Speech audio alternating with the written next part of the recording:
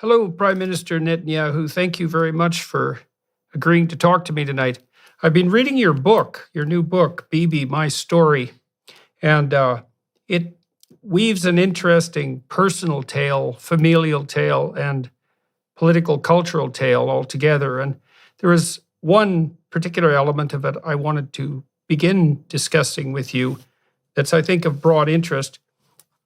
One of the things I realized when I was reading was just how ignorant I am in some fundamental sense about the history of the development of the Jewish state of Israel. And I know that there's tremendous constant noise about issues as fundamental as Israel's right to exist even. And you start by talking about, in your book, you embark on explaining that, at least in some part, by talking about Herzl and his terror that anti-Semitism, that the rise of anti-Semitism in Europe was going to cause a catastrophe, which was obviously a justified terror. Would you be kind enough to walk me and my viewers and listeners through your rationale for the moral justification for Israel, the political justification as well? And I'm going to do what I can to my limited ability, let's say, to push back. I've heard the arguments of often young people who are more prone to give credence and sympathy, say, to the Palestinian viewpoint. And I'd like to rectify my ignorance and maybe help my viewers and listeners do the same thing. So would it be useful to start with Herzl? Well, I'd start, Herzl was what I call our modern Moses, but I'd actually start with the original Moses. The Jewish people have lived in the land of Israel, what is now the state of Israel, have lived here and have been attached to this place for about 3,500 years, 3.5 millennia. Now, for the first 2 millennia, roughly, of that time, we were living in what is described in a text commonly known as the Bible. So the Bible describes how the Jewish people lived on this land, were attached to this land, fought off conquerors, sometimes were conquered, but stayed on their land. And that continued for a very long time until roughly the 7th century, actually, after the birth of Christ, okay?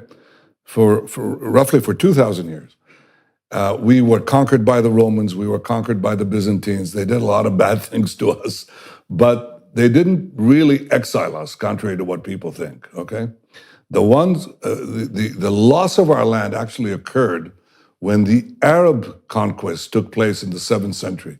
The Arabs burst out from Arabia, and they did something that no other conqueror, not the Romans, not the Byzantines, not the Greeks before them, not Alexander the Great, nobody did before. They actually started taking over the land of the Jewish farmer. They brought in military colonies that took over the land. And gradually, over the next 2 centuries, the Jews became a minority in our land. So it is under the Arab conquest that the Jews lost their homeland. The Arabs were the colonials. The Jews were the natives dispossessed. Well, that happens in history. The Jews were dispossessed. We were flung to the far corners of the earth, suffered unimaginable suffering because we had no homeland. But we didn't disappear, and we never gave up the dream of coming back to our ancestral homeland. So generation after generation, the Jews could be in Warsaw, they could be in Yemen, they could be in China. And they said, next year in Jerusalem, we'll come back next year in Jerusalem. Well, that was made possible because the Arabs who had conquered the land basically left it barren. They never made it their own. It was a barren land. It really it was an empty land. And in the 19th century, the idea of coming back next year in Jerusalem became a reality. By the way, in part because of Christian Zionist support for the idea of the Great Return. The Jews came back in the 19th century to the land of Israel. The result of this return was that we started building farms, factories, places of employment. Arabs from nearby countries started immigrating, and they called themselves Palestinians. They reconstructed history and said, we've been here for centuries. No, they haven't. They weren't there at all, and they didn't have a national consciousness.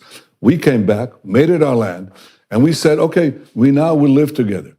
We decided to establish a state in 1948, that's 75 years ago, and we said everybody can live here. The Arabs said there can't be a Jewish state. You have no right to be here. It's our land. It's not your land. It's been our land for 3,500 years. If you took over somebody's apartment, knocked them out, dispossessed them, and they never gave up the claim, and they said it's our claim, and you left this barren dump, okay? And the families, the progeny of the people you kicked out, came back, rebuilt the house. You cannot come back and tell them, you don't belong here, we're going to kick you out, especially since you're latecomers who've come to live in part of the house, which is what the so-called Palestinians are, okay? We say to them, you can live here, we can live here, but it's our land, it's our state. And the reason this conflict continues is because the Palestinians, who represent the colonial powers, the Arab conquest of the Middle East and beyond, they're saying, you have no right for a Jewish state. Well, we do. If any people has any right to a state, if any people never gave up their dreams of returning to their ancestral home, if any people rebuilt their home from nothing, from barren, wasted land, it's the Jewish people. To tell them, you have suffered more than anyone else. You have never lost your dream of coming back and rebuilding your national life in your ancestral homeland. You have no right to be there. But the Arabs who are trying to destroy you, they have that right. That is a complete perversion of history and also a complete perversion of justice. The Jews belong to this land belongs to the Jews. The Palestinians are free to live here next to us, among us, but they're not free to demand the dissolution of the Jewish state. That is not justice, that is injustice. That's the shortest lecture I can give you about Jewish history. So why do you think the claim that the Palestinians were somehow there in Israel first and have been displaced in a colonial occupation, let's say, by the Jews, why do you think that idea has gained such cachet, not least in the West? Because of ignorance? I mean, what do you mean they were here first? Well, you're familiar with the story of Jesus, right? Jesus was a Jewish rabbi living 2,000 years ago. He was a rabbi from the Galilee, okay? He came to Jerusalem, he turned the money tables of the tables of the money changers on the Temple Mount. Where did that happen? Did it happen in Tibet? It happened here. Jerusalem was our capital. King David made it our capital 3,000 years ago. So the Jews are here. To try to say that they weren't here and that the Palestinians were here thousands of years ago is ridiculous. Anybody who you can actually Google this and find out how absurd this thing is. So as far as reinventing ancient history, that is unpardonable, because anybody can find out and understand that the Jews were here for thousands of years, the Palestinians weren't here. As far as modern times are concerned, what the Palestinians have said is, and I write this in my book, and I show it because it's so comical. What they say is, we were here, Palestine was a verdant land in the 19th century, teeming with the Palestinians, until the Jews came in, took it over and threw it out. Okay, well, that's what Arafat effectively said in his infamous speech in the United Nations, blaming Zionism, equating Zionism with racism. Well, there's only one problem with that. He said that the Jewish invasion of this verdant Palestinian homeland happened in 1881, okay? The problem with that is that 12 years before, a famous visitor, among hundreds of visitors, named Mark Twain, visited the Holy Land. And he describes a totally different picture. He describes Palestine, I'm quoting him, is a vast wasteland. He said, only imagination can grace this barren land with the pomp of circumstance and life. It's just, he said, we traveled for a whole day. We didn't see, in the Galilee, we didn't see a human being, one single human being. He said, Jerusalem sits in sackcloth and ashes. And as he was saying that, it's the Jewish return that began building the land. Well, perhaps one could argue, it's obvious that Mark Twain was not in the service of the Jewish state because it didn't exist. He wasn't in the service of the Jewish lobby because there wasn't any Jewish lobby. He was just reporting what was there. Could there possibly have been a tremendous influx of Palestinians between 1869 and 1881, the year that that Arafat says the Jewish invasion began and destroyed the Palestinian paradise. Well, alas, no, because in the year 1881, another famous visitor visits Israel, and he visits this land, and he writes also his memoirs, okay? His name was Arthur Penrhyn Stanley. He was a very famous courtier of Queen Victoria's court, okay? And he came here on a special visit. And he says, I look south and I look north. He says, I'm in Judea. And I see nothing. He says, a barren expanse. And they both express, both Twain and Arthur Penrhyn Stanley say the same thing. When will the Jews come back and bring this land to life? And the answer is right then. We came back, brought it back to life. There were Arabs living here, but it was, as I say, a barren wasteland.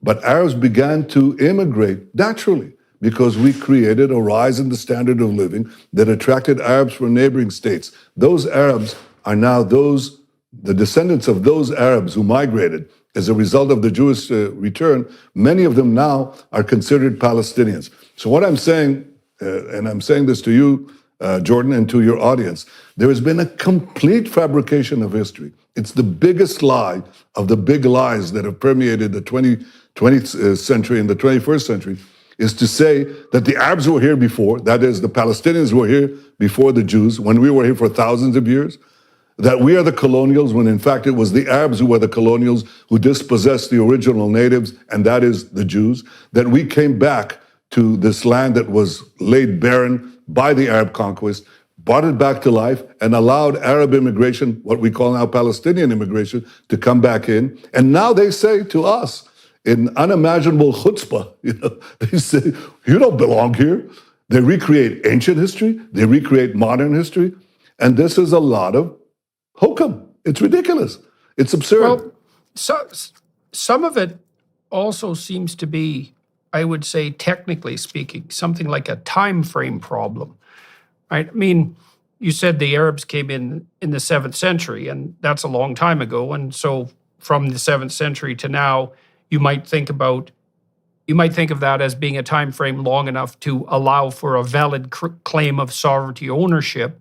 But the Jews' rejoinder is, well, we have a much older claim than that, one that spans 3,500 years. And the problem I have with that conceptually, and then I'll get to some other issues that are relevant to this, is that it's not exactly obvious what time frame of analysis should be primary. You have a very important and I don't really point. know how to solve that. I do, and I'll answer your question. It's a valid question.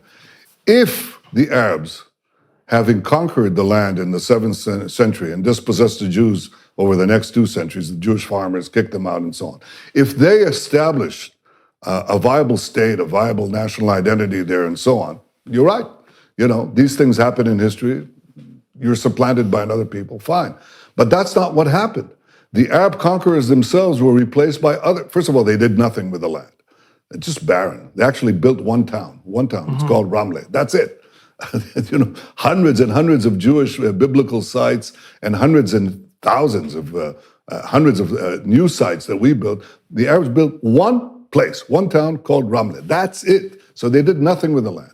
Then they were replaced by other conquerors. Other conquerors came in. The Mamluks, the Ottomans, ultimately the British, a series of conquerors. In other words, they took over the land, lost the land, and did nothing with the land.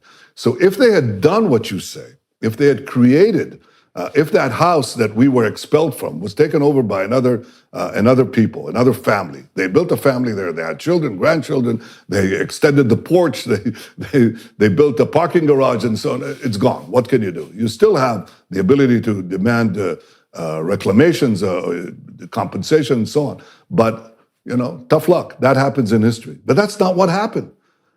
Once the Jews were conquered by the Arabs did nothing with it, lost the land to others. Now we come back and bring it back to life 13 centuries later and perform this miracle, and they fabricate a history where we were there all the time. It was a verdant homeland. It was built up. It was nothing of the kind. It was desert. It was nothing. Now, it's not merely Mark Twain and Arthur Penrhyn Stanley who say that. hundreds and hundreds and hundreds of travelogues over the centuries of famous French poets, of Swiss travelers, of German theologians, everybody, of poets, writers, travelers, who describe exactly the same thing. There was nothing there.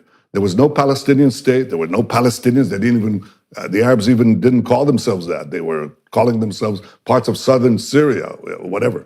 There was no national consciousness. There was nothing to form the consciousness about.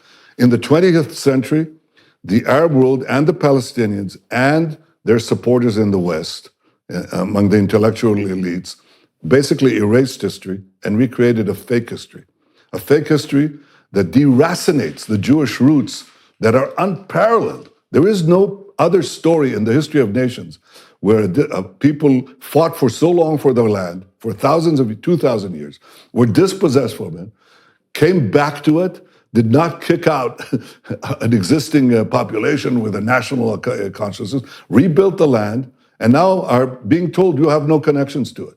You were, you're the colonials. No, we're not. We're not just to give this, just to give us a fine point, because this is so crucial what we're discussing. And I discuss it at considerable length in my book because people are so ignorant of history.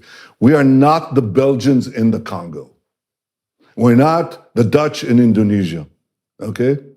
We're not the British in South Africa. We had been there all the time. We had been in the Congo. We had been, if you will, the equivalent in Indonesia. We were kicked out of the Congo and nothing happened in the Congo. Nothing. No other people there, no development, nothing.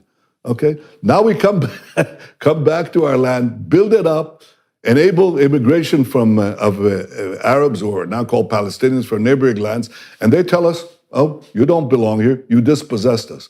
This is essentially what Arab propaganda and Palestinian propaganda has done, and what I labored not only in the present book, my own history, Bibi, my story, but in a previous book, A Place Among the Nations, to debunk. And you know what? The interesting thing is this, so far, it's quite amazing. No fact that I put forward in any of these books has ever been challenged. Not one. Usually, when people, Place Among the Nations, my previous book, answering much of the questions that you ask, usually polemical books are challenged. The critics, and in my case, critics from the left, they'd find, some straggler, some factoid that is wrong, some formulation that is unfortunate, and so on, okay? Nothing. Nobody ever challenged it. It got, in those days, rave reviews from the New York Times, from great writers like Connor Cruz O'Brien and Paul Johnson and others. These are great writers, and it wasn't challenged, okay? My current book has not been challenged on historical facts. Nothing. People can argue about my opinions, but they don't argue about my facts. Try to be very rigorous about the facts. This whole attack on the Jewish people's right to live in the Jewish homeland, the attempt to erase the Bible and to erase the history after the Bible, and to create a modern fantasy that doesn't exist, based on the Palestinians who want to destroy us, who support terrorism, who are anti-democratic, who are or basically neo-colonials, because they're really the colonials.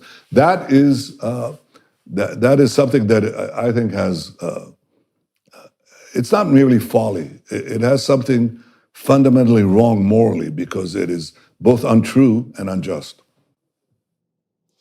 Okay, so the claim so far, if I'm going to say lean in the direction of your argument without leaning too far and too obviously, I would say is something like this, and tell me if I've got it right. There's a host of competing claims to the territory that now constitutes Israel, and you could have some debate about, perhaps technically, about which of those claims should reign supreme. The additional case that you make, however, is that the Israelis, the Jews, have done a tremendous amount of work in improving this territory. And I know there's a principle of ownership in Western common law, in English common law, and I'm not a lawyer, so I may muck this up to some degree, but I understand the principle. If you own territory, a vast swath of land and you're doing nothing to it, and someone comes and squats on it and spends a lot of time improving it, at some point they actually develop a valid legal claim to the property itself. And so there seems to be something intrinsic to our notion of valid ownership, that if you're going to occupy a territory, you actually have to do something with it that's productive. And so that's at least part of the claim you're making at the moment, to buttress the notion that the Jewish people have a valid claim to the present territory. Well, and there were a lot of movement back and forth, yes, but the Jews have actually taken the land and made something of it. Well, I'm saying something else, though. I'm saying that they held the land for 2,000 years, were kicked out. The Arabs came and conquered it and immediately lost it to others and did nothing with it. The others did nothing with it. So it was basically, they took over my apartment, okay, a long time ago. The guys who took over, who basically kicked me out, were kicked out themselves. The apartment was left barren, and many decades, in this case centuries later, I come back to this barren mess, okay, this ruin, and I build it up back, and I not only improve it, I not only make my ownership based on improvement, but that nobody else did anything with it. There was no someone else. There practically were no tenants. Right. There. That's my argument. Right. You're also making the case that when the Jews came to Israel, they were doing what they could to coexist with the people who were there, with a sparse number of people who were there, but also to set up a state that would invite other people who weren't Jewish to live there as well. So it wasn't an oppressive regime in any sense. Well, we know what happened. Sense of the word. We know what happened. We know that when 75 years ago, when the state of Israel was declared, you didn't have a single Arab refugee. I mean, the Arabs say now that their enmity to Israel and the reason they went to war with Israel was because of the Arab refugee. But there wasn't a single Arab refugee or Palestinian refugee when Israel was established. In fact, the refugees are the result of Arab aggression and not its cause. And in fact, the Arab onslaught, 5 Arab armies that attacked the tiny Jewish state in its inception, these 5 Arab armies created 2 refugee problems. One, the Palestinian refugees who fled before the advancing armies, being promised that they could come back in a few days because the Jews would be annihilated, driven to the sea. That didn't work out, thank God. But in those 5 Arab states, there lived many Jews. Those Jews were summarily kicked out after our War of Independence. So the Arab onslaught on Israel, on Israel's inception, produced 2 refugee problems. One, Palestinian refugees, Arab refugees, we call them Palestinians. And the second is Jewish refugees. Now, Israel, with less than 1% of the total landmass of the Arab states, takes in the same number of refugees, Jewish refugees, as you had Palestinian refugees. You don't see them here. They're integrated into our society, into our government, into business, into everything. We solved, without the cornucopia of Arab oil, we solved our refugee problem caused by the Arab onslaught on Israel. The Palestinian refugee problem is kept alive by the Arabs that have 100 times more land, infinite oil resources. They keep it alive as a battering ram to produce exactly the propaganda that you say. So basically what the technique of Arab propaganda has been, and I describe it to some extent in my in my biography too, because you have to understand it. You have to see it to believe it, is to turn the results of Arab aggression against Israel into its cause. They first did that with the refugees when Israel was established. They then didn't accept Israel's right to exist, even though we were a tiny country. They tried to attack us again 19 years later and destroy us. That's called the 6-Day Wars. In 6 days, we pushed back the Arab countries and took over our ancestral lands of Judea, Samaria. And again, what the Arabs did is exactly the same thing. They said that our occupation, our so-called occupation of the heartland of the Jewish people, Judea and Samaria, that produced the war. No, that didn't produce the war. It was the result of their attempt, their second attempt to annihilate us. So this technique of reversing causality, that is, accusing Israel, basically turning the results of Arab aggression into its cause, is again one of these ways of creating the delegitimization of Israel. The reason we have not had peace with the Palestinians is not because of the Arab refugees. There weren't any when they attacked us. The reason is not the territories. We didn't control these territories. They were in Arab hands before the 6-Day War. All of these things are a result of the Arab aggression. And what is the cause of the Arab aggression? It's the persistent Arab refusal to accept a Jewish state in any boundary in our ancestral homeland. And if you remove that, you get peace. Now, how do we know that we get peace? Because this persistent Arab refusal has dissipated. It's dissipated over time. As the strength of Israel, as I describe in my book, as Israel becomes not merely a fact, but a permanent fact in the Middle East, so they know they can't get rid of it. So Arab countries begin to make peace with us. And I had the privilege, which I describe again in my book, of forging 4 Arab peace agreements with Arab states, because that barrier, that obstacle of refusing to accept a Jewish state at any boundary has disappeared. Where does it persist? In the Palestinians, who are 1% to 2% of the entire Arab world, wagging it's the tail wagging the dog, or they tried until recently. They were quite successful in wagging the dog. Palestinians, cling on to the fantasy of eliminating Israel, denying us our historical and present rights to live anywhere in this land, refusing to any kind of practical compromise, refusing to accept the declaration of Israel in the UN, the partition resolution. We did, they refused, refusing any kind of realistic negotiation for peace. What has happened, and here's what happened, Jordan. For the last quarter of a century, after the initial peace treaties with Egypt and Jordan, for 25 years we had no peace treaties with any Arab country, because the elites, the foreign policy elites and the experts and the intellectuals explained, you cannot make peace with the rest of the Arab world unless you make peace first with the Palestinians. There's a problem there. Right. Well, you can't, because the Palestinians are not interested in peace with Israel. They're interested in the peace without Israel. They're not interested in a state next to Israel. They're interested in a state instead of Israel. So if you wait for the Palestinians, you'll wait another quarter of a century, another half century, another century. You're not going to get anywhere. I had to break that logjam, and I describe how I did that in my book. I had to go around the Palestinians, go to the United Arab Emirates, go Bahrain, Morocco, Sudan, and make peace with them. Why did they change their attitude towards Israel? They changed it because of the result, the growth of Israeli power. As Israel became more powerful technologically, we made a free market revolution that released the genius in our people. Israel became the innovation nation. You can't do that if you're paying 75% marginal tax rate, right? So we cut tax rates, put in basically a capitalist economy, and Israel exploded. But it also became very powerful militarily, because we could now afford to fund it. The combination of economic power through free markets and military and intelligence power that combined to give us diplomatic power. And with that, Arab leaders in the area began to see Israel not as their enemy, but as their indispensable ally against a force that was threatening both Israel and them, and that's Iran's aggression.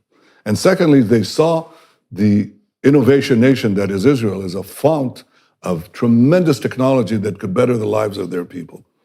And therefore we made these historic peace agreements in record time, because now we were no longer bound by the Palestinian straitjacket that you're familiar with in Toronto and in New Zealand and so on. The Arab world is not there. Some of it is, but a lot of it is changing. And my idea is, how do you solve the Palestinian problem? Anytime they want to truly sit down and negotiate, be my guest. I'll be happy to do that. And I've tried that in the past. But in reality, I took a different track. Instead of saying, first we'll solve the problem with the Palestinians, then we'll solve the problem with the Arab world, I actually reversed it. I said, let's go to the Arab world and let's get peace with the Arab world, and then circle back to the Palestinians. If they're ready to come before, fine. But if not, let's get peace with 99% and then try to make peace with the 1%, as opposed to let's try the implacable 1% and wait until we get to the other 99%. That's a complete reversal of concept. It's still being challenged. You'll see some of the old guard still saying, no, we have to go to the Palestinians before we go to the Arab world, and we'll never get peace. So I want to divide this into 2 tracks now. I want to first of all investigate some of the history behind the willingness of other states to support the Jewish claim to a homeland in the Middle East, because I think that's quite interesting. And then I want to speak more about the Abraham Accords, which you discussed. So one of the things that fascinated me, well, historically, but also in your book, is your discussion of the Balfour Declaration. And so that's obviously before the utter catastrophe of the Holocaust and the catastrophes the Jewish people ran into in the middle of the 20th century. By the time of the Balfour Declaration, there was some sense, at least in Great Britain, that the claim that Herzl had put forward, for example, that the Jews and the world would benefit from a Jewish homeland in the Middle East, had some validity. So why do you think that developed? And then how do you think it extended? Because you got bipartisan support for the notion of a Jewish homeland from the Americans by 1944. And then, of course, there was the UN 1947 Declaration. So it's not as if the Jews imposed this vision on the Middle East by themselves. There was support all over the world. And so could you walk us through how that support developed and why you think it developed? Yeah, it developed because in certainly in the 19th century, in the early 20th century, there was the propaganda that I've described, rewriting the history, had not taken root. And most educated people knew the history of the Bible, the history of the Jewish people, their dispossession, what they thought were the horrors that the Jews suffered in their exile and dispersion, which was nothing compared to what was going to come later in the Holocaust. But that was enough for them. And they basically knew that the land was practically empty and that, there were people there, but it was practically empty. And it made sense that both from a biblical prognostication for those who had a religious orientation and also a humanist view, that this evil of history, this injustice of history would be corrected, that this long-suffering people, the Jews who contributed so much to civilization and to history, and to morality, the idea of morality, it's the Ten Commandments, that became the code, the moral code of the world, and so many other things, the birth of Christianity, many of the ideas, the moral ideas that we have originated on these hills where I'm sitting in right now, this tiny, dusty edge of Asia, where this tribe, strange tribe lived here and talked about, the fact that people should not remain slaves, that there should be a law that applies to all of them, that kings are not divine, that they're subject to moral authority and censure and all sorts of other crazy ideas like that. It's all originated here. And so the educated leaders that met in World War I after the collapse of the Ottoman Empire, they had to decide, who gets what. And they came upon the idea of self-determination, that is, that people should have, the ability to govern their nations, obviously with civic rights for other peoples living in their midst. And they concluded, knowing the history that I just described, that is so unknown today on college campuses and among so-called intellectuals or anything but that, that the Jews deserved this right to rebuild their national life in their ancestral homeland. And that's how it developed. But the first one to actually bring it forward, you mentioned in the beginning of your comments, was Theodor Herzl. Theodor Herzl was a giant of history. He was a journalist. He was a Jewish journalist in the late 19th century. He was born in Hungary, but worked for a very prestigious paper in Vienna. When he was dispatched to Paris as a correspondent, he saw the infamous Dreyfus trial, where a Jewish officer in the French army was falsely accused, as it later turned out, of espionage and betrayal, and was sentenced to Devil's Island and other horrible things.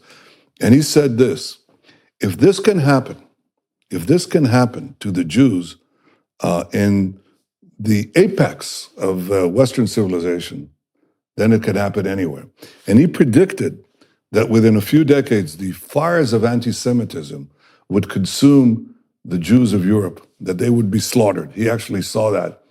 He wrote these things in 1900 roughly and before. And of course, the Holocaust came less than half a century later. And he said there's only one solution for this. The solution is to have the Jews, the solution is not going to be to integrate the Jews in societies, because that's not going to work. The solution would not be to eliminate nationalism through communism and other cosmopolitan internationalism. Right, That's right. not going to work either. And in fact, he was right, because so much of anti-Semitism came from Stalinism and so on, okay? It's not merely Nazism, it's Stalinism too. So either thing, it's not going to work. He said there's only one solution. The Jews should have a nation of their own, that is, a country of their own. And he sought to persuade first the German Kaiser, and after that the Ottoman Sultan in Istanbul, to give the Jews a state of their own, and he didn't succeed. He died after 8 years, that's it, 8 years. But in these 8 years, he launched this movement that turned the dream of ages, century after century, next year in Jerusalem. He turned it from a prayer, from a dream, into a practical plan. My grandfather, Nathan Milikovsky Netanyahu, he was enthralled by Herzl. He became a tremendous speaker at the age of 20. Thousands of people crowded to hear him throughout Europe, Eastern Europe, Poland. There were records, press records, which I give there, how people fought each other. They broke windows. They fought physically to hear this young man speak about about Herzl's vision, coming back to the Jewish homeland. Well, Herzl died. He died too early. And his followers continued the dream even though he was dead. My grandfather was one of them. My father was one of them. But they didn't succeed. So now we fast forward. In 1917, they succeed partly because the British Empire, which now, after the defeat of the Ottomans, controlled what is now the land of Israel, decided to give the Jews a homeland. They didn't say it's state yet, but they said a homeland. It was clear it was a corridor to a state. This was met by fervent Arab opposition, by many of the Arabs who had immigrated to Israel, to what is now the land of Israel. They said, no, stop, you can't come anymore. Okay, they decided we're just going to oppose any Jewish land. And the British backed down. They backed down from the so-called promise they gave. It's called the Balfour Declaration, where they promised the Jewish homeland. They backed off, okay? And now the Jews are stuck. They're in Europe. They can't migrate because Jewish immigration was effectively blocked by the British, who betrayed their promises to the Jewish people. And now Hitlerism rises. 1933, Hitler rises to power. My father, who later became a great historian of the Jewish people, he's all of 23 years old. And here's what he writes with the rise of Hitler. He says, Hitlerism will annihilate all the Jews of Europe, and it's racial anti-Semitism that would consume every last Jew. And the only way we can fight it is to persuade the civilized world that it is not only the Jews who will be annihilated or threatened, it's their civilization too. This young Ben-Zion Netanyahu, 23 years old, writes in 1933, if more people had heeded what he wrote, then perhaps we would have avoided a tremendous catastrophe that occurred to my people, but also to the 60 million who lost their lives in World War II. Well, they didn't. Now, my father saw this coming, and a few years later, he went to the United States in World War II, and he sought to recruit American public opinion. He's a young man in his early 30s. He's trying to recruit American public opinion to recognize that it's not merely for the sake of justice, doing justice with the Jews who are being incinerated in Europe. It's for American interest and Western interest to have a strong Jewish state, a strong Jewish state. And finally, he makes his way up the ladder because one official hears him, brings him to another, because he argued something that no Jew had argued before, no Zionist leader argued before. They all argued the moral case, which we've been discussing at some length in this program. But my father, he didn't abandon the moral case. He argued it with great passion. But he turned, when he talked to statesmen, as he taught me, When you talk to public opinion, you talk about justice. And you have to argue the justice of your cause. That those who are unjust do the same, so you may as well do it to protect yourself against the people who lie, the people who cheat or present themselves as moralists while they blow up babies deliberately, okay? Speak of human rights while they trample human rights. You have to argue justice and speak the truth. But when you speak to statesmen, as my father told me, you have to tell them, you have to speak of interest. That is what my father did. And at the end of World War II... Well, that seems to be what you did with the Abraham Accords. Exactly right. That by allowing or by facilitating Israel's development into an economic powerhouse, exactly right. You also made the country, you helped build the country into something that could be practically allied with, as well as, let's say, making them simultaneous moral exactly. case. And that's really, you hit exactly on the vision, because my purpose in life, inherited from my grandfather and from my father and my fallen brother, my brother who fell while leading the most celebrated rescue mission in modern times, the historic rescue of Entebbe, where he died. I described that moment when I learned about it in some detail, and also what happened there, which is not fully known. But I inherited from them a life of purpose. And the purpose was to assure the prosperity, security, and permanence of the Jewish state, insofar as you can offer anything permanent in our world. And to do that, I realized that Israel had to be not only to fend off the false claims that try to deny its legitimacy as a state and our historic rights and our ancient homeland, but quite separate or complementing that is to make Israel very powerful. Because history is very unkind.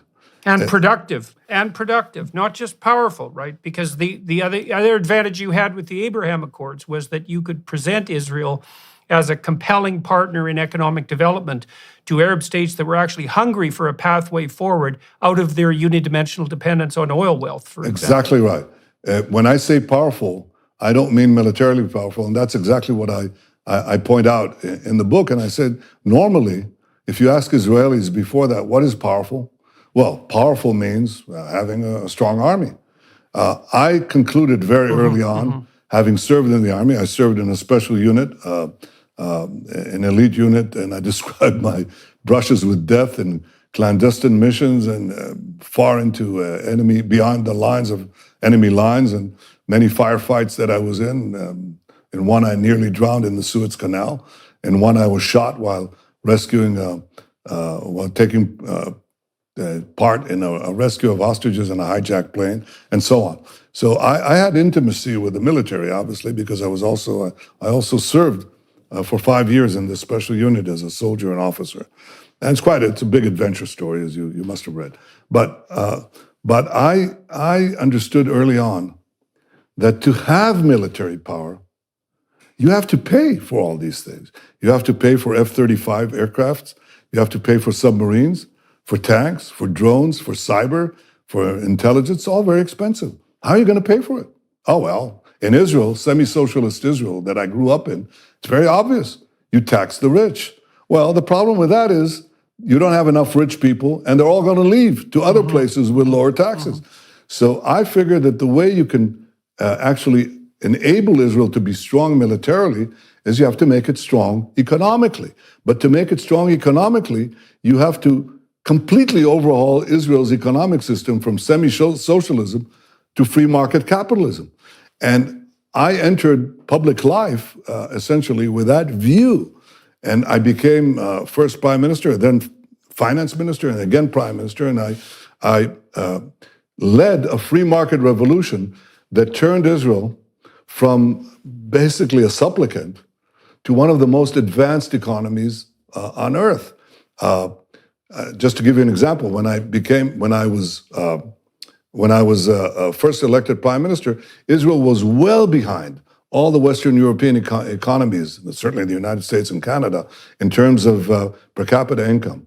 Well, as a result of the changes that I put forward and I described in the book, Israel became, in per capita income, wealthier than Japan, France, Britain, Germany. It's actually outstripped them all. And the power, my vision was that the fusion of free markets and technology, which we invest in all the time in our military, that produces this tremendous efflorescence, economic efflorescence, and that gives you the power combination. The power combination is not merely the military, which you can now afford. It's the civilian technology which you now develop. And so Arab states could see, well, Israel is a strong country, and with enough resolute leadership, it will oppose Iran that threatens both of us. But Israel also produces fantastic desalinization. Israel produces tremendous developments in energy, tremendous digital developments, tremendous developments in health, and so on. We were the first to leave COVID because of our databases that we developed for the population and so on. We were the first to exit COVID and rebuild our economy very quickly. So the combination of civilian technology and military and intelligence capability produced this desire on the part of the Arabs to make peace with us. And you know, the attitudes, those ingrained attitudes, anti-Israel attitudes that are still rife in the Arab world, begin to change because here's what happened. Because I could make these peace treaties with the Gulf states, hundreds of thousands of Israelis now fly over the skies of Saudi Arabia, land in Dubai or Abu Dhabi or Bahrain, and Arabs there embrace the Israelis who are coming there, and Arabs and Jews are dancing in the streets. Now they're making joint ventures together. You know, they have economic interests, but also the views, the cartoonish absurdities of Arab propaganda are dissipated with this human contact. So the new kind of peace that we have, a peace based on power and interest, is actually changing the previous assumptions about Israel in many parts of the Arab world. My goal, and I say this openly, my goal, if as I hope I'll form a government very soon, is to continue the expansion of the circle of peace to the rest of the Arab world. But I don't think it's going to be actually a quantum leap again, because there is a country there that is a close neighbor that is extraordinarily important, and that's Saudi Arabia.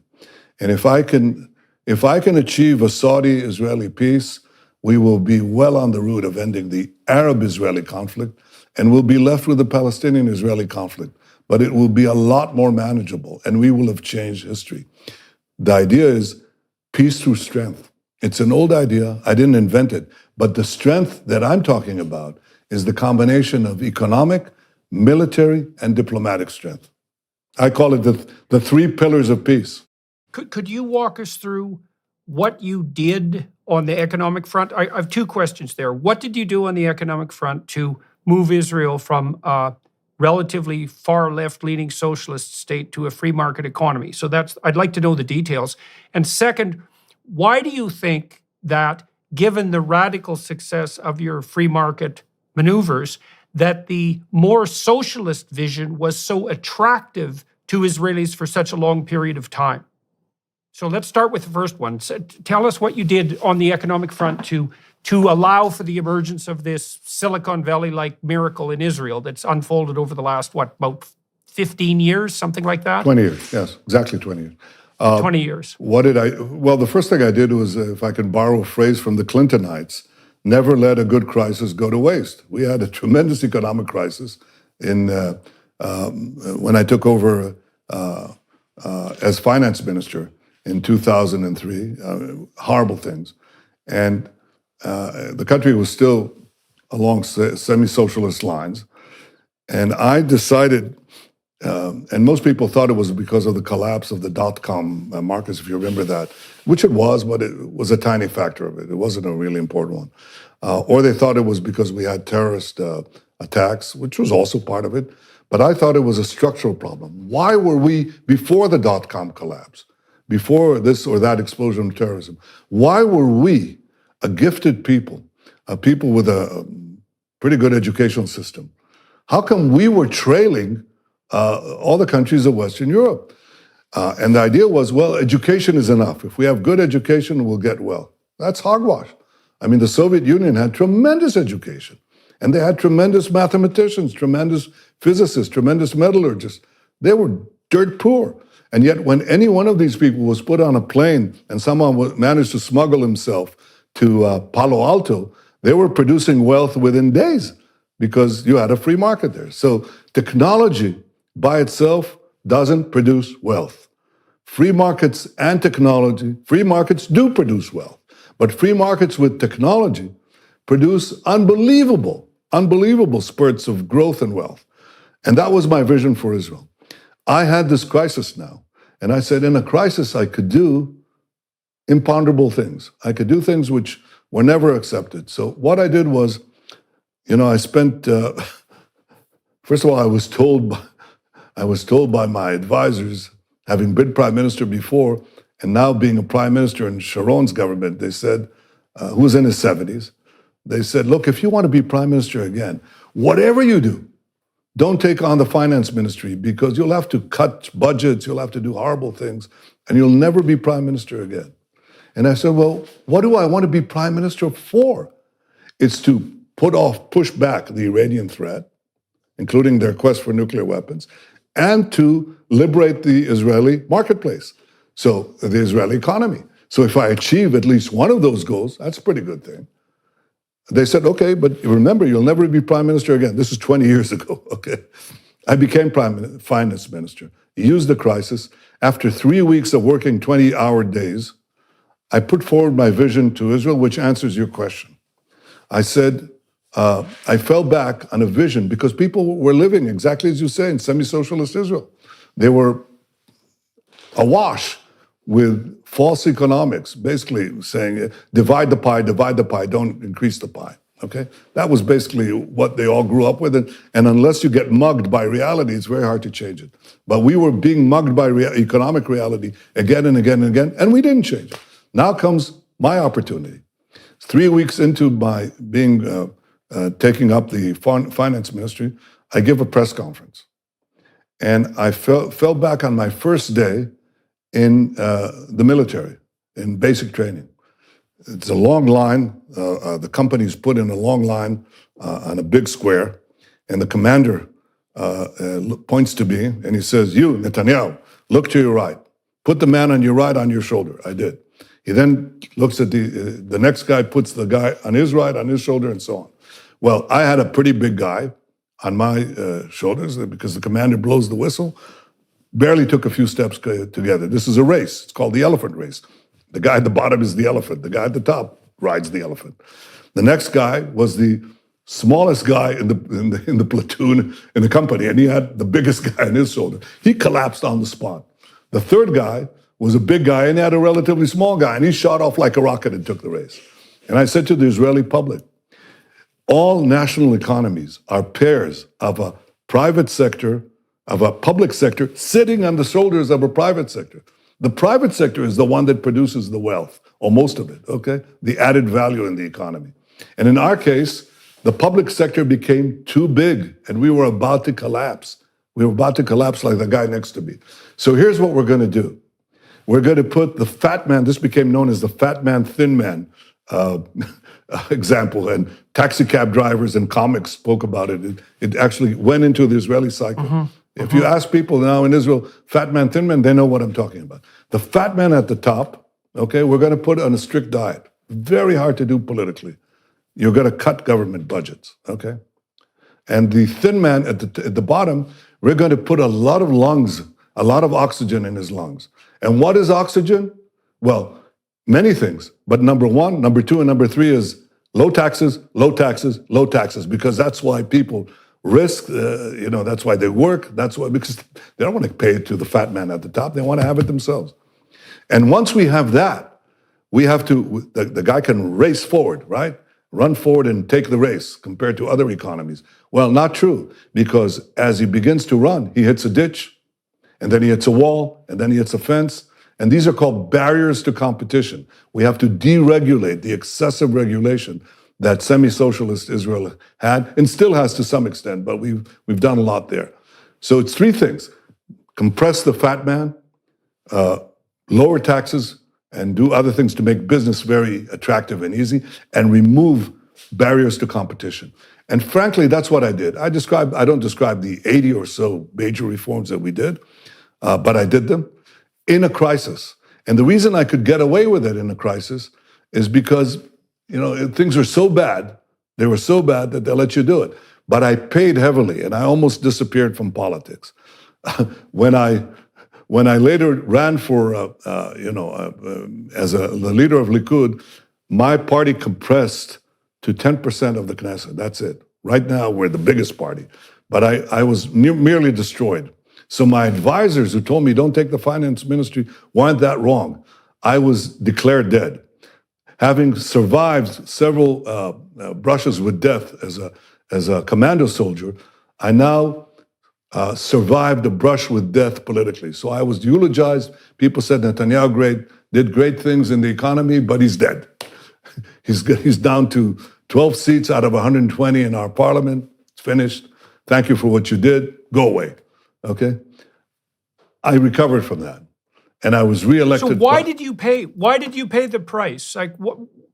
Oh, why? What was it about your reforms that made that price inevitable? Because first of all, the most important part is that in order to put the fat man, the public sector, on a diet, I had to cut back Israel's lavish welfare system, which encouraged people to live on the dole and not to go out and work. Okay, so when I cut child allowances, which in Israel were extraordinary, they'd go up with each successive child.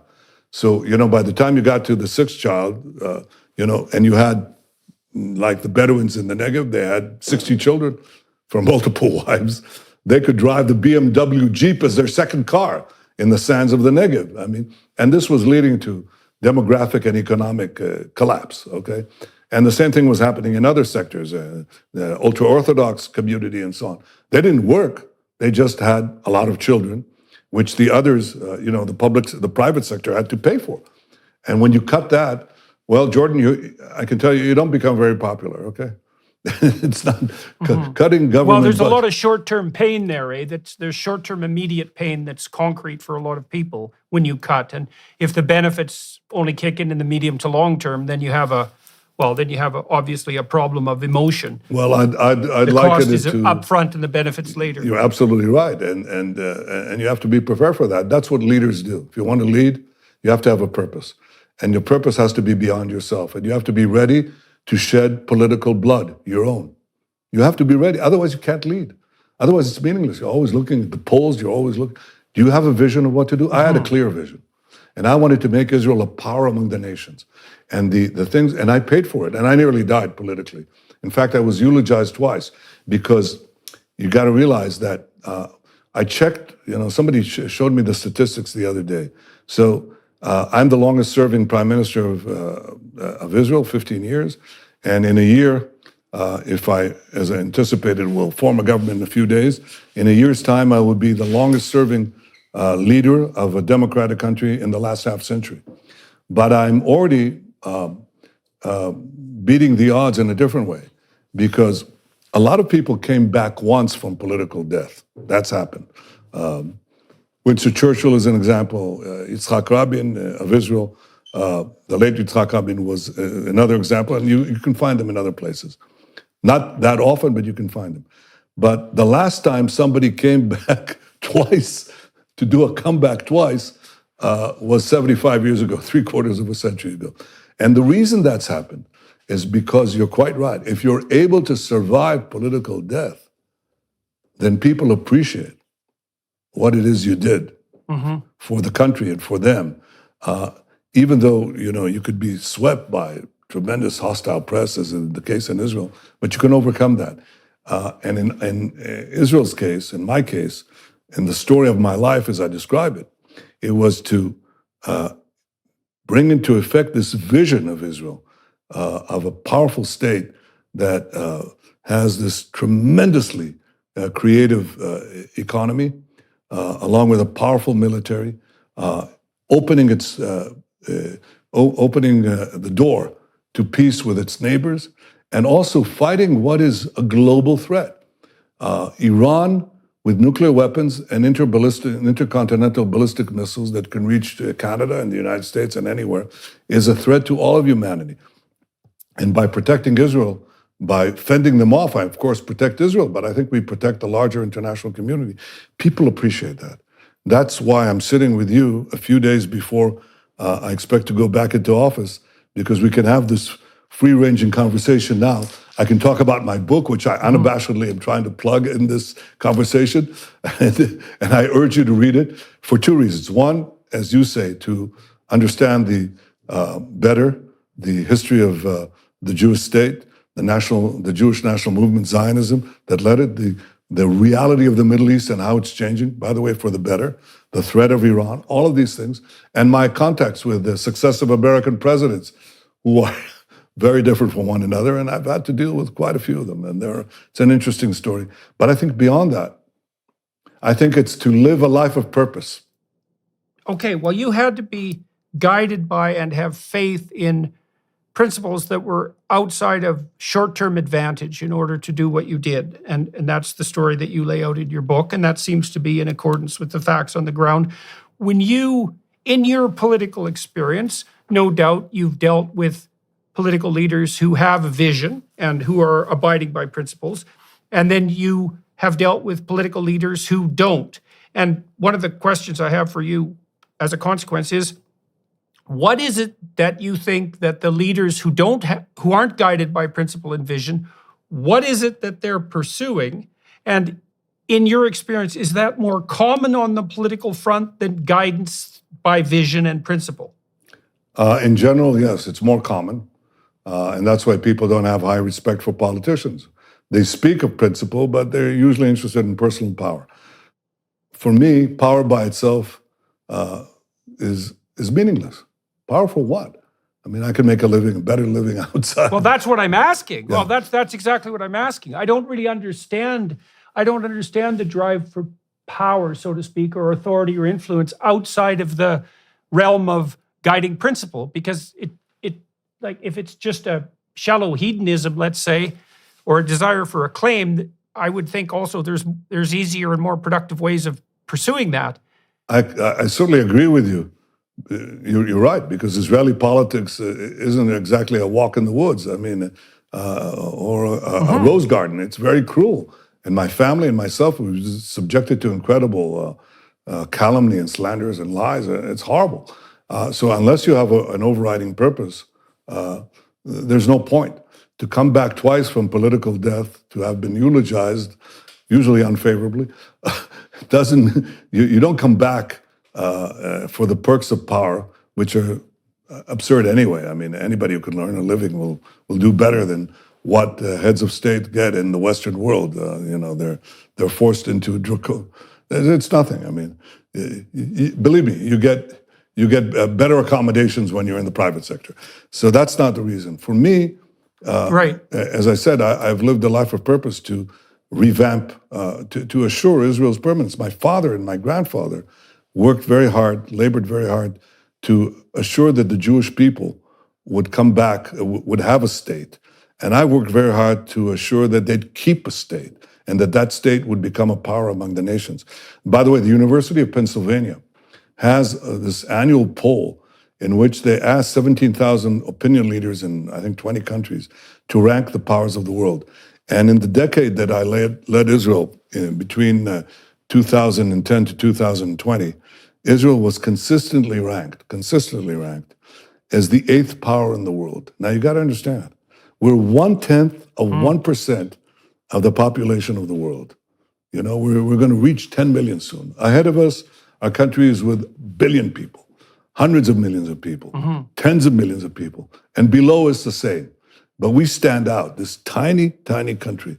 And the reason that's so is because I put this vision that is my purpose in life into being, but it's the jury is still out. It's not that you can sit on your laurels. I can't say, oh, well, and I'm coming back in. I've done it. I wrote my biography or my autobiography. That's it. No, you have to constantly work at it. You have to constantly increase the economic power, increase the innovation, increase the circle of peace, expand it, and block those who would trample us. And it's not automatic. It's not obvious that history will be kind to the good. It's not true. History has been kind to the bad.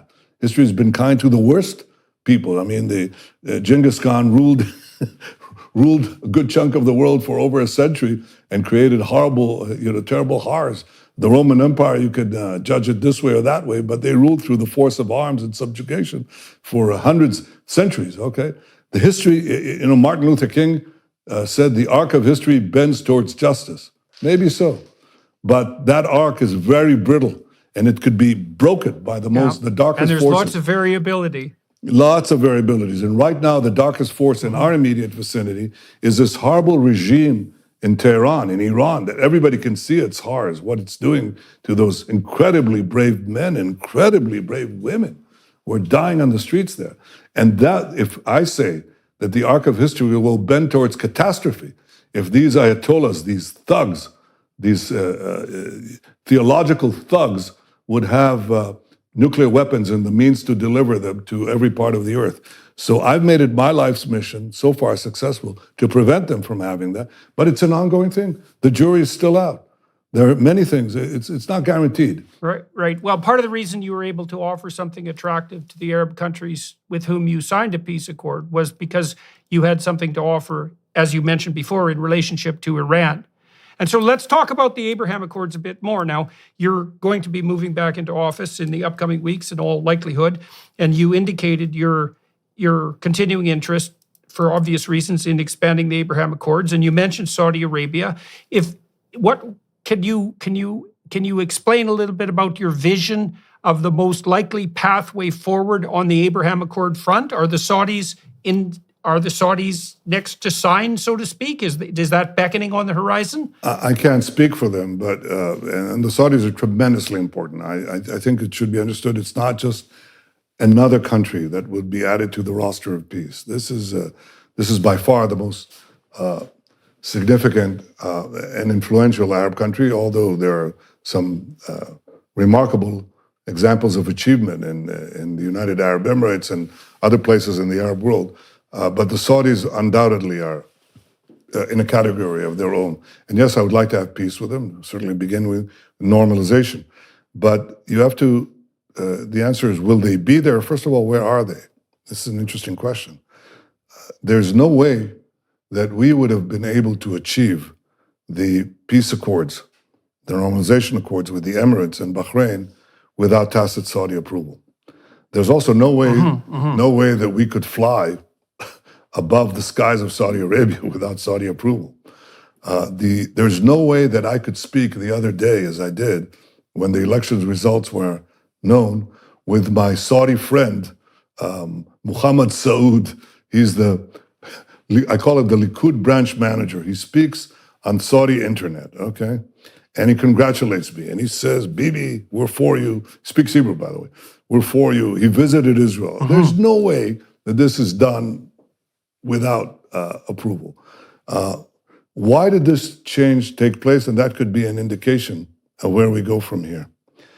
The quantum leap in our relations with the Gulf states took place in 2015 when President Obama, when the a joint session of Congress invited me to speak before it on the impending nuclear deal that President Obama was going to sign with Iran.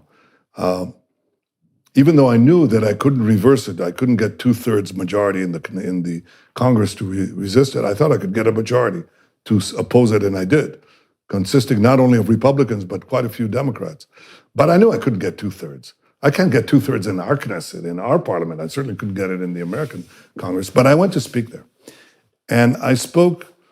By the way, Jordan, I described the speech. I never prepared for a speech like this in my life. And I prepare my speeches right up to the podium. I change them on the podium. I'm a stickler for the precise word. So, I came into, just as an aside, I came to Washington. You'll read this in the second part of the book. But I came to Washington to challenge a sitting president. It's a very, very difficult thing to do. And even though Obama was the quintessential example of of a leader who was there not for power itself, but for a purpose. He had an ideology. It's just that his ideology clashed with mine. He believed that peace will produce power, and I believe that power produces peace. And if you ask me to do a peace treaty that will basically leave me shorn of my power, it won't last for 5 minutes. So we had a difference of views, but it clashed, literally clashed, with the question of the Iran Accords, which I thought merely paved the way for Iran to become a military nuclear power, which will threaten all of us. So I, not lightheadedly, but after considerable deliberation, went to Washington. I arrived in Washington the evening before. I'm going to go over the speech, and I try to practice the speech, and my sinuses are clogged. I have that condition. And I put more and more nose spray, and they're getting clogged. They're both clogged. And I try to practice the speech, and I'm stopped in mid-sentence, every mid-sentence. And I say to my wife, this is the worst thing that could happen. The most important speech of my life, and I'm stuck because of these horrible nose drops, and I fling them in the air, and they try to give me bowls of steam. They bring a medic. Nothing happens. She says, well, sleep it over. It'll pass by morning. Well, it didn't, and I didn't sleep a wink. I get up in the morning, we make our way towards the Capitol building, and I say, what in God's name am I going to do? I mean, I can't deliver a line of the speech. And as we see the steps of the Capitol, lo and behold, like a biblical miracle, the sinuses cleared, the waters recede. Okay, and I go in and I give the speech, which was very well received, very well received. And here's what happened, and this is the relationship to Abraham Accords. As I'm giving the speech in a joint session of Congress, my delegation receives calls in real time from these Arab states, some of them, and they say, we can't believe what your prime minister is doing. He's challenging a sitting American president, the most powerful man in the world. That led to clandestine meetings between me and these Arab leaders, and I won't itemize where. They were in the Gulf, they were in the Red Sea, they were on a yacht. I landed in a helicopter on a yacht, if you can believe it. My security people said, that's too dangerous. I said, skip it, we're doing it. And this led to the Abraham Accords that were later culminated with the help of President Trump, and he had an important role here, and I value and I appreciate that. I'll never stop appreciating this because I think it was very important. But it took me a while to persuade him. He got very little credit for that too, by the way. Well, he got all the credit from me, but it took me 3 years to persuade him because he was going down the Palestinian rabbit hole. Ron Dermer, my ambassador to Washington, tried to say the difference between, he said, look, getting a peace treaty with, I'm not a golf player, so he said, getting a peace treaty with the United Arab Emirates is a 15-foot putt. Getting peace treaty with Saudi Arabia is a 30-foot putt. Getting a peace treaty with the Palestinians is a 150-foot putt through a brick wall. So it took me about three years to persuade the president. What I said to him, and I also described this in my book, I say in the very first meeting I had with Trump in the White House as president, I said to him, Donald, there are 4 peace treaties waiting to be plucked, ripe, plums ready to be plucked off the tree. And I itemized the country. And I suggested that he bring an aircraft carrier to the Red Sea and invite me and these Arab leaders there to discuss Iran's security. I said that will produce peace treaties right off the bat. And he didn't buy it. He thought I was trying to evade the Palestinian track. And I said, okay, we'll try the Palestinian track. And we worked on that. And of course, we produced a template, which I think is very productive. But the Palestinians wouldn't come. Just as Arafat couldn't make peace any more than he could fly to the moon, the present leadership can't do it because they'd have to give up what is really guiding the Palestinian national movement, which is not to build a state, but to destroy one, the Jewish state. So that didn't go anywhere. And so we tried the other track, the track of peace through strength, the path of peace, the peace for economy, peace for other things, and boom, it exploded. Now, will Saudi Arabia be next? It's up to them, of course. But I think that this will be a worthwhile goal for me, I believe for the entire world, and I believe for the leaders of Saudi Arabia, it could be a tremendous, tremendous change. So why do you think the Biden administration hasn't jumped on the Saudi Arabia opportunity, especially given that the Biden administration and the Americans in general would have benefited from closer relations with the Saudis, given the current state of energy, what you say, uncertainty that plagues the United States and the rest of the world? I mean, it just seemed to me that was low-hanging fruit that was just ready to be plucked, because I knew that the Saudis, for example, were on board, at least tacitly behind the scenes, in relation to the Abraham Accords. And it seems obvious beyond belief that a Saudi-Israel peace accord would be of benefit, obviously, not only to the Saudis and the Israelis, but to everyone in the world, especially given the threat of Iran. So I don't understand why this process has been stalled. And so what are your feelings about that? Well, probably for two reasons. Of course, I'll have an opportunity to speak to President Biden, who's been a longtime friend. 40 years we've known each other since we were both young men. I came to Washington as a diplomat, young diplomat, and he came as a young senator. So I definitely intend to take it up with him. I think there are two schools of thought that push back this obvious opportunity that you described. The first is the Palestinian straitjacket that says, and it still lingers among the foreign policy elites. I mean, they've been at it for decades. They can't let it go. They say, well, no, you have to. Right. Peace means peace with the Palestinians. Peace in the Middle East is not in the Middle East. It's peace in the tiny part of the Middle East between Israel and the Palestinians. But peace with the entire Arab world, that's not peace.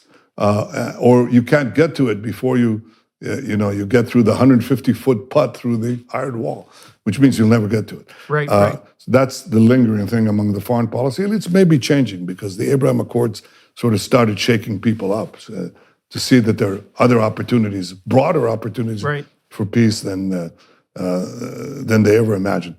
The second reason is that for Saudi Arabia, I think, making that transition requires continually habituating Saudi public opinion, but also conforming to the broader Saudi interests. There are two interests that Saudi Arabia has. It wants to modernize Saudi Arabia. There's no question that the current leader, Mohammed bin Salman, wants to modernize Saudi Arabia, propel it to be an advanced country.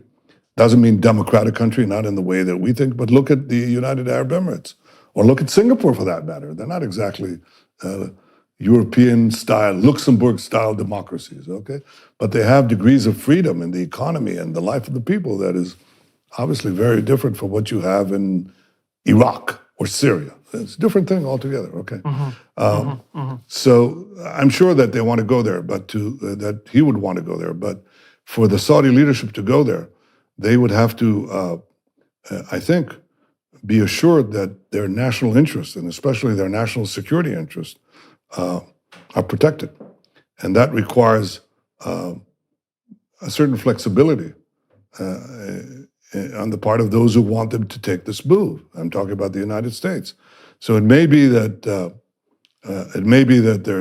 there's a lot more to discuss. I'm loath to be more specific. I obviously have given this some thought, and I'd like to have a go at it, obviously, very soon, I hope.